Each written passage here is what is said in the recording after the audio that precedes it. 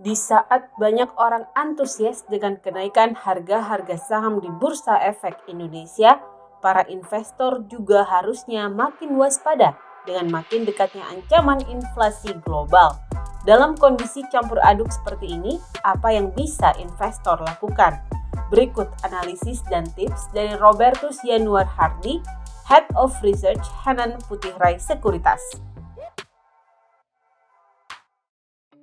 Sebenarnya dari segi makro outlook ke depannya itu masih cenderung mix kalau kita ngelihat. Jadi ke depannya itu investor masih mewaspadai kan lonjakan inflasi ini tidak terelakkan udah mendorong The Fed untuk berencana menaikkan suku bunga hingga 50 basis poin itu sebanyak 2 kali lagi. Nah, inflasi itu selain karena disebabkan oleh pemulihan pasca pandemi juga karena konflik geopolitik yang masih berkepanjangan terjadi di Ukraina dan Eropa bagian timur.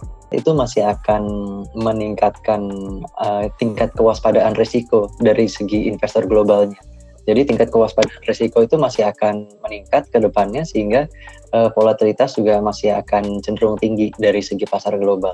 Tapi kenapa Max kita melihat dari market domestik outlook-nya itu sebenarnya tidak sedemikian volatile seperti yang di market globalnya. Kenapa? Karena kita melihat konflik geopolitik global yang terjadi di Eropa bagian timur ini bencana kemanusiaan yang kita nggak harapkan sama sekali gitu. Tapi kita secara pragmatis kita bisa melihat dampaknya terhadap harga komoditas itu yang termasuk andalan ekspor Indonesia ya, seperti misalnya batu bara, nikel, bauksit, emas, dan juga termasuk juga CPO itu kan masih bertahan di level yang tertingginya sekarang, sehingga kita bisa melihat kemarin itu neraca perdagangan masih surplus, bahkan tingkat surplusnya itu tertinggi dalam beberapa tahun terakhir. Dan tentunya secara pragmatis kita melihat perekonomian Indonesia yang utamanya masih banyak ditopang oleh komoditas itu masih akan memperoleh manfaat sebenarnya dari situasi harga komoditas yang sekarang ini masih tinggi. Setidaknya neraca perdagangan dan juga current account gitu ya, itu masih akan diperkirakan tetap surplus, atau kalau misalnya ada defisit terhadap GDP itu pasti akan masih kecil sekali. Nah, tinggal bagaimana memanage ekspektasi mengenai inflasi itu sendiri, karena kan tidak terelakkan inflasi global juga sudah mulai menular ke dalam negeri. Kemarin pemerintah sudah menaikkan tarif PPN dari 10 ke 11%, kemudian juga ke depan ada rencana untuk naikin harga BBM subsidi yaitu Pertalite dan juga gas subsidi dan juga tarif dasar listrik. Nah, ini tentu tidak terelakkan akan bisa meningkatkan inflasi juga, tapi bagaimana kita manage ekspektasinya itu sebenarnya jauh lebih penting, karena di satu sisi emang inflasi ada kemungkinan untuk naik nanti di semester 2 apalagi pasca Ramadan dan Idul Fitri. Tapi di sisi lain juga tingkat ketahanan fiskal seperti yang tadi ditopang oleh kenaikan harga komoditas, kemudian trade balance-nya masih positif, current account juga mungkin kalau misalnya nanti ada defisit itu akan kecil sekali tingkatnya. Nah, ini juga boleh dibilang meningkatkan ketahanan fiskal. Jadi dari segi pasar finansial boleh dibilang Indonesia ini bisa lebih resilient dibandingkan dengan market global. Itu sih yang kita lihat masih terjadi mix atau trade-off-nya di antara global dan domestik seperti itu.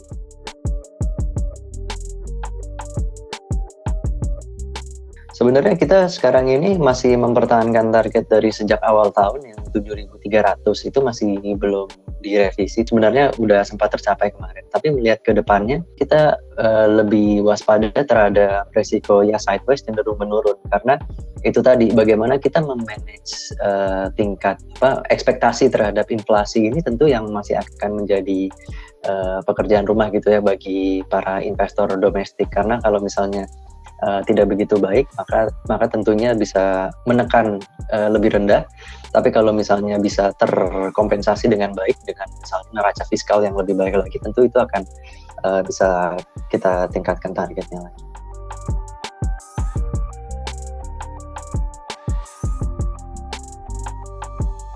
Jadi kalau untuk strategi sekarang ini ya, misalnya dalam jangka pendek sampai dengan menengah, kita sih cenderungnya untuk strategi buy on weakness dulu aja, karena ya itu tadi udah cukup tinggi, dan ya mungkin dari investor asing juga masih akan menilai lebih lanjut lagi kira-kira bagaimana kondisi Indonesia ini dibandingkan dengan globalnya. Apakah betul neraca fiskal ini masih akan lebih kuat menopang stabilitas pasar finansial, atau akan juga tertular sentimen negatif dari pasar global yang kita lihat kan yield obligasi Amerika. Kenaikannya juga cukup signifikan. Nah ini tentunya menjadi salah satu perhatian juga, apakah investor asing masih akan terus melakukan pembelian seperti beberapa pekan terakhir ini. Secara keseluruhan strateginya seperti itu, namun kalau kita melihat resiko kenaikan inflasi dan tingkat suku bunga itu kan resiko yang sistemik, nggak ada satupun sektor yang tidak terdampak gitu. Tapi kita boleh lakukan buy on weakness karena kita masih meyakini neraca fiskal yang positif itu masih akan bisa menopang stabilitas pasar finansial lebih lanjut. Specifically kalau misalnya bicara sektor, kita sih masih seputar di telekomunikasi. Tentunya di periode Ramadan Idul Fitri ini kan ada tingkat kenaikan konsumsi data yang signifikan. Kemudian juga pelayanan kesehatan, healthcare itu masih, karena kita melihat ada upaya dari beberapa emiten juga untuk bisa membuka fasilitas kesehatan yang baru gitu ya. Meskipun sekarang tingkat infeksi COVID-nya sudah mulai melandai dan juga sudah banyak yang divaksinasi sehingga tingkat infeksinya tidak begitu parah.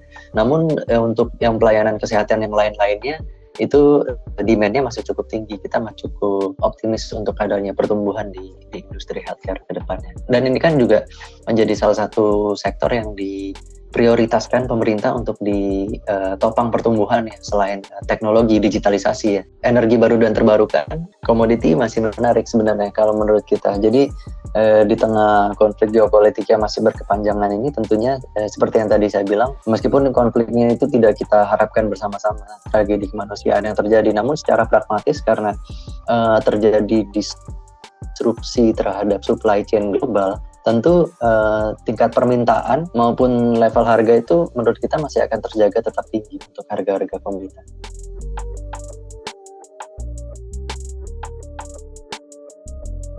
Itu mungkin kita masih bisa melihat emiten yang termasuk kategori marketplace ataupun e-commerce itu sebenarnya nggak untuk semua kalangan investor ya, karena kan boleh dilihat preferensi investor misalnya retail domestik itu lebih cenderung ke emiten yang punya laba bersih yang meningkat terus, kemudian membagi dividen secara rutin, dan itu kan tidak bisa ditawarkan sebenarnya oleh Bukalapak dan Gotoh. Nah itu sebenarnya kalau untuk tipe emiten yang seperti ini, sektor industri yang seperti ini, tidak untuk semua investor, hanya yang mungkin bersedia untuk mengambil resiko dan benar-benar mengerti bisnis modelnya seperti apa. Karena tidak begitu mementingkan profitabilitas sih sebenarnya investor di saham-saham teknologi ini. Yang penting omsetnya meningkat terus, omset dalam bentuk GMV atau gross transaction value-nya itu meningkat terus, itu diyakini nilainya masih akan terus meningkat. Nah ini yang preferensi yang mungkin tidak dimiliki investor retail domestik. Sebenarnya masih cukup menarik untuk potensi pertumbuhan omset dari emiten marketplace, ride hailing itu cukup eksponensial ke depannya potensi pertumbuhan.